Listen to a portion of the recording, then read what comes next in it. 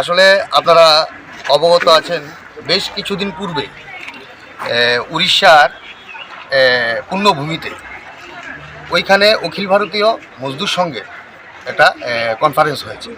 ওই কনফারেন্সের সর্বসম্মতিক্রমে সিদ্ধান্ত গৃহীত হয়েছে যে ভারতীয় মজদুর সংঘে দীর্ঘদিনের আমাদের যে আন্দোলন, লড়াই, সংগ্রাম, এই শ্রমিকের স্বার্থে বিভিন্নভাবে এই সমস্ত বিষয় নিয়ে আমরা আগামী দিনে আন্দোলনে নামবো বা কর্মসূচি গ্রহণ করব।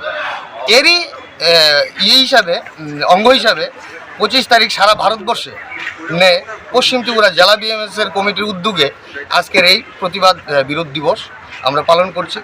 বিশেষ করে মূল উদ্দেশ্য হলো যে কয়েকটা দাবি আমাদের দশকের পর দশক আমাদের দেশের আশা, অঙ্গনারী, মিড ডে মিল কর্মীদের অ্যাকচুয়ালি বঞ্চিত। তারা সম্পূর্ণভাবে পরিষেবা দেওয়া সত্ত্বেও তারা অস্থায়ীভাবে কর্মজীবন যাপন করছেন, আর্থিক অভাব অনটনে ভুগছেন।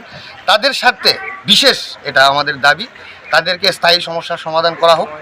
এটাই আমাদের ভারতীয় মজদুর সংঘ অখিল ভারতীয় মজদুর সংঘের দায়িত্ব নিয়েছেন এই কর্মকাণ্ডগুলো যাতে সরকার অবিলম্বে তাদের স্থায়ী সমস্যার সমাধান করে।